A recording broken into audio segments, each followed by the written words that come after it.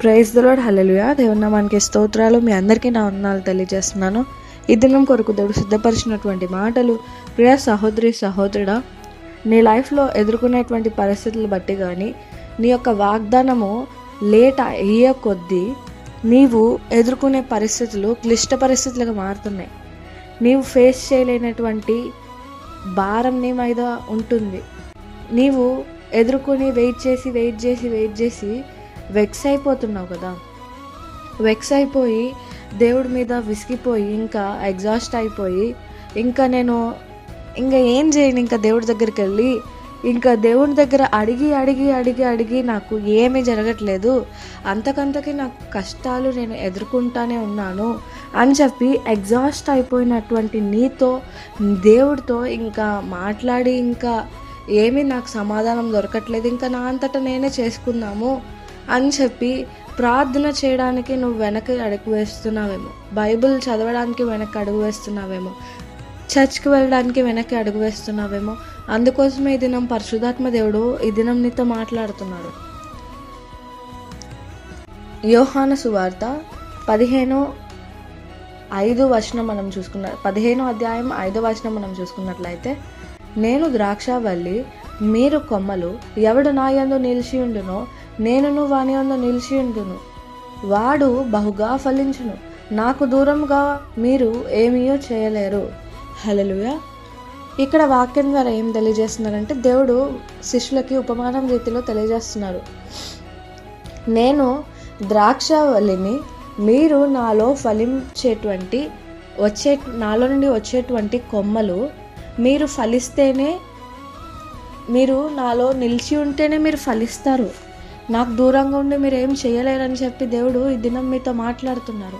ఈ దినం నీవు పరిస్థితులను బట్టి విసిగిపోయి ఇంకా అయిపోయింది, ఇంకా హోప్స్ కోల్పోయినటువంటి సమయంలో దేవుడికి దూరంగా గడుపుతున్నటువంటి నీతో, సమయాన్ని గడపాలని ఇంట్రెస్ట్ చూపినటువంటి నీతో దేవుడు నీతో మాట్లాడుతున్నారు. నీవు ఆయన స్వారూప్యంలో నుండి నువ్వు జన్మించినటువంటి వ్యక్తివి, ఆయన తయారు చేస్తే నువ్వు పుట్టినటువంటి వ్యక్తివి. నీవు ఈ యొక్క హ్యూమన్ బాడీ ధరించకముందు నీవు మంటిగా ఉన్నావు. ఆ మంటికి రూపం ఇచ్చింది ఆయన యొక్క రూపాన్ని నీకు దానంగా ఇచ్చారు. ఆయన యొక్క ఊపిరిని నీకు ఊపిరిగా ఆయన ఇచ్చారు. ఇప్పుడు నీవు మొత్తం కనెక్టివిటీ ఎక్కడున్నావంటే గాడ్తో కనెక్ట్ అయ్యి ఉన్నావు. ఎందుకంటే ఇప్పుడు మనము ఒక షాప్లో ఒక ఫ్రిడ్జ్ కానీ ఏమైనా ఎలక్ట్రానిక్స్ ఉంటాయి, అవి తయారు చేసిన వ్యక్తి దగ్గరకే వాటికి రిపేర్ని పంపిస్తారు, కానీ తెలియనటువంటి వ్యక్తులకి రిపేర్ని పంపించరు కదా. అదే వ్యక్తిగా తయారు చేసినటువంటి, నిన్ను క్రియేట్ చేసినటువంటి దేవుడికే నీ లైఫ్లో ఏది చేస్తే బెస్ట్గా ఉంటుంది, నువ్వు ఎగ్జాస్ట్ అయిన టైంలో ఆయన నీకు ఎట్లాగా ఆదరణ ఇవ్వాలి, ఎట్లాగా మరలా నిన్ను సెట్ చేయాలని చెప్పి సమస్తము క్వశ్చన్స్కి, నీ యొక్క క్వశ్చన్స్కి నువ్వు అడుగుతున్నావు కదా బాధలో. దేవా, ఎంతకాలం ఇంకా మారదా, ఇంకా నా సిచ్యువేషన్ మారదా, ఏంటి ఇది, నా లైఫ్ నాకే అర్థం కావట్లేదు. ఎస్, ఈ క్వశ్చన్స్ కరెక్టే. ఈ ఎమోషన్ అనేది ఒక ట్రూ ఎమోషన్, నువ్వు దేవుడు ఎడలా వ్యక్తపరుస్తున్నావు, అది ట్రూ ఎమోషనే. దేవుడు కూడా దాన్ని ఖండించడం లేదు. కానీ నువ్వు ఇప్పుడు ఎమోషన్ని దేవుడి ఎడల చూపించి నీవు దేవుడికి దూరంగా ఉండి నీవు ఏదో నీ సొంతగా నువ్వు చేయాలని చెప్పి నీవు ఆలోచన చేస్తున్నావేమో. దేవుడు మాట్లాడుతున్నారు, నీవు నాకు దూరంగా ఉండి నువ్వేం చేయలేవు. ఆయన ఏం మాట్లాడుతున్నారు, మనం ఆయనలో నుండే వచ్చాము కాబట్టి ఆయనలో నిలిచి ఉంటేనే ఆయన మనల్ని బాగు చేస్తారు, కడతారు, స్థిరపరుస్తారు. ఇప్పుడు నీవు ఆయనలో నిలిచి లేకుండా ఆయన మీద కోపం తెచ్చుకుని దేవుడు నాకు సమాధానం ఇవ్వట్లేదంటే సమ్టైమ్స్ ఆన్సర్ ఇవ్వకపోవడమే నీకు ఆన్సర్ ఏమో. ఎందుకంటే కోపంలో నీవు ఎమోషనల్గా నువ్వు అడిగే వాటికి దానికి పర్యవసనం ఏంటిదో దేవుడికి తెలుసు. కొన్నిసార్లు అందుకనే నీకు సమాధానం ఇవ్వరు. తల్లిదండ్రులు బిడ్డలకు ఏది కావాలో అది ఇస్తారు, కానీ వాళ్ళు అడిగిన ప్రతిదీ ఇవ్వరు కదా. మంచి ఏది చెడ్డదేది వాళ్ళకి ది బెస్ట్ ఇవ్వాలనుకుంటారు. అలాగే నీ పరమ తండ్రి కూడా నీకు ది బెస్ట్ ఇవ్వాలనుకుంటున్నారు. కాబట్టి ఇన్ని ఇన్ని సిచ్యువేషన్స్ నువ్వు ఫేస్ చేయాల్సి వస్తుంది.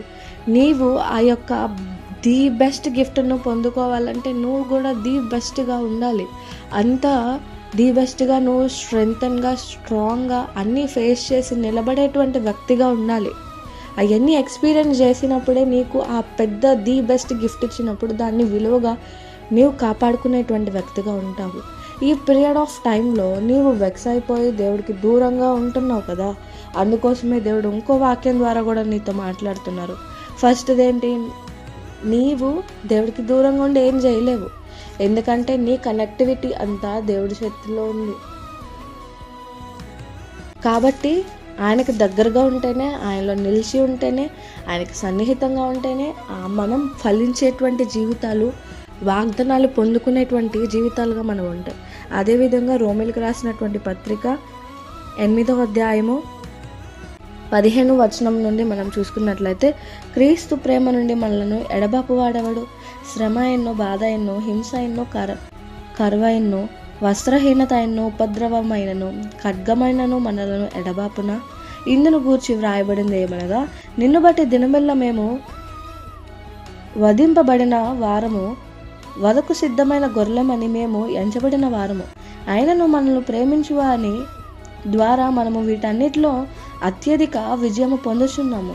మరణమైనను, జీవమైనను, దేవదూతలైనను, ప్రధానులైనను, ఉన్నవి అయినను, రాబోవువైనను, అధికారులైనను, ఎత్తైన లోతైనను, సృష్టింపబడిన మరి ఏదైనను మన ప్రభువైన క్రీస్తు యేసునందలి ప్రేమ నుండి మనలను ఎడబాపు నేరవని రూఢిగా నమ్ముచున్నాను. పౌలు భక్తుడు రాస్తున్నాడు ఏంటంటే, క్రీస్తు ప్రేమ నుండి మనల్ని ఏది దూరం చేయలేదు. మన కష్టాలైనా, శ్రమలైనా, బాధలైనా, లోతులైనా, ఇంకా ఏదైనా, నథింగ్ బట్ ఎవ్రీథింగ్. ఇప్పుడు ఏది కూడా దేవుడు ప్రేమ నుండి నిన్ను ఏది దూరం చేయలేదు. ఎందుకంటే ఆయన నీ కోసం వచ్చింది, భూమి మీదకి వచ్చింది దేనికి? నీకు నీ యొక్క బంధకాలకి నుండి విడుదల ఇవ్వడానికి, నీకు స్వస్థత ఇవ్వడానికి, నీ యొక్క లైఫ్ని రెన్యూ చేయడానికి, నీ లైఫ్ నీకు మరలా నూతన జన్మ ఇవ్వడానికి, మరలా నీకు నిత్య జీవం ఇవ్వడానికి, నీ యొక్క పాపముల నుండి నీకు విముక్తి, నీకు పరిశుద్ధత ఇవ్వడానికి, నీవు పరలోక రాజ్యానికి వెళ్ళడానికి ఒక వే చూపించడానికి ఆయన నీకోసం ఆయన మరణించినటువంటి వ్యక్తిగా ఉన్నారు. ఇప్పుడు అలాంటి దేవుడు నీ మీద ఎంత ప్రేమ చూపిస్తున్నాడు. దేవుడు ప్రేమ పరలోకం నుండి భూమి మీద దిగేలాగా చేసింది. ఆయన ప్రేమ ద్వారా మన యొక్క లైఫ్లో ప్రతిదానికి ఆయన విడుదలిస్తూ అంటున్నారు.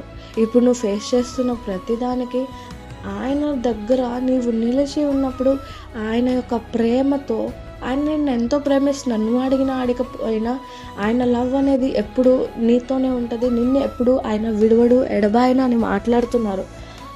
అలాంటి దేవుణ్ణి నీవు నీ క్లిష్ట పరిస్థితుల్లో నీవు దూరం పెట్టేసి నీ సొంత ప్రయత్నాలు నువ్వు చేసుకుంటూ ప్రార్థన చేయక, దేవుడి మీద కోపం తెచ్చుకుని దేవుడిని దూరంగా పెట్టి నువ్వేం చేయాలనుకుంటున్నావు? ఆయన ఒకటే మాట్లాడుతున్నాడు. ఆయనకు దూరంగా ఉండి నువ్వేం చేయలేవు. ఆయనలో నిలిచి ఉంటేనే ఎందుకు ఫలిస్తామంటే, ఆయన యొక్క ప్రేమ ద్వారా ఆయన దగ్గర నిలిచి ఉంటే ఏం చేస్తారు? ఓకే, కష్టమైన శ్రమైన నా బిడ్డ నా చాటునే ఉంది, భరిస్తుంది, తట్టుకుంటుంది, నా కోసం ఎదురు చూస్తుంది అని చెప్పి ఆయన యొక్క ప్రేమతో ఆయన అన్ని పరిస్థితుల్లో కూడా నీకు ప్రొటెక్షన్ ఇస్తారు. ఆ యొక్క అన్ని పరిస్థితుల నుండి నీకు విడుదలిస్తారు. ప్రతి దాని నుండి నీకు బంధకాల నుండి విడుదలిచ్చి స్వస్థతను దయచేస్తారు. ప్రతి దాంట్లో నుండి ఆయన నీకు విడుదల ఇవ్వడానికి ఆయన ప్రేమ ద్వారా నీకోసం వచ్చారు. ఇప్పుడు నీవు ఆయన ప్రేమ ద్వారానే నీకు అన్నీ చేస్తానంటున్నారే, నీవు మాత్రం ఏం చేస్తున్నావు? క్షణమాత్రం పరిస్థితుల కోసం, కోపం, బాధ, ఒక కొద్దిపాటి కాలమైనటువంటి బాధల కోసం నీవు ఎవర్ లాస్టింగ్ లవ్ని, ఎవర్ లాస్టింగ్ ఫాదర్ని నువ్వు దూరం పెడుతున్నావు. ఇది నీకు కరెక్ట్ అనిపిస్తుందా?